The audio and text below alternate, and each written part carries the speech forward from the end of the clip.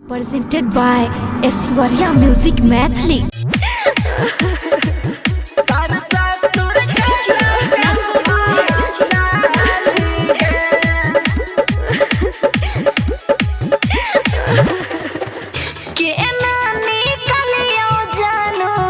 अपना हम दिल से जिंदगी अब जिए छियो बड़ा मुश्किल से बेजान मुश्किल के ना निकलियो जानो अपना हम दिल से जिंदगी अब जिए छियो बड़ा मुश्किल से रही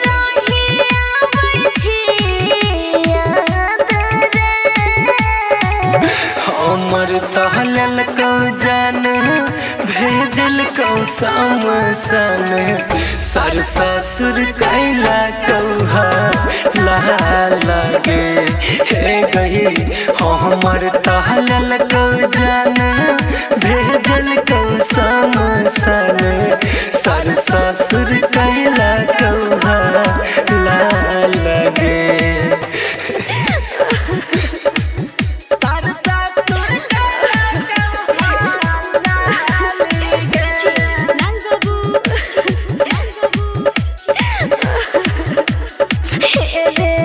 तोरा बिना के ना जीवो साथ दिलही छोड़ रे झर झर गिरे हमरा अखिया से लोर रे।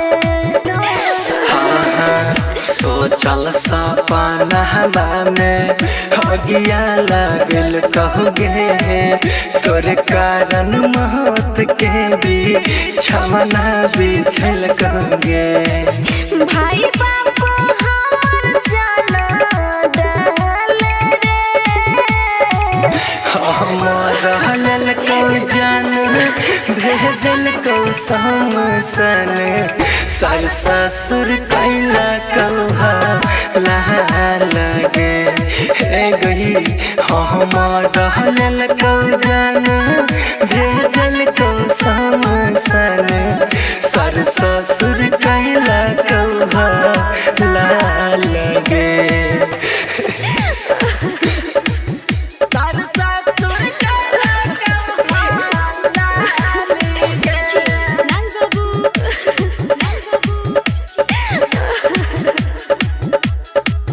चिन्ता में डूबल सभे गौवा समाज रे सच बात कहै उषा रम भजो राज रे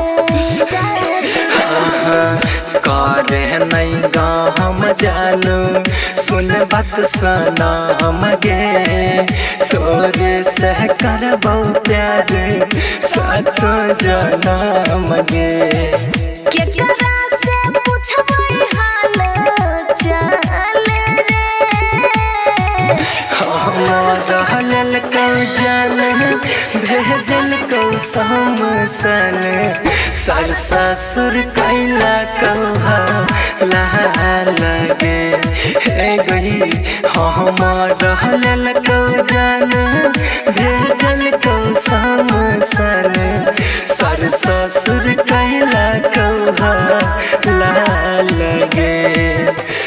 Aishwarya Digital Recording Studio, Samastipur.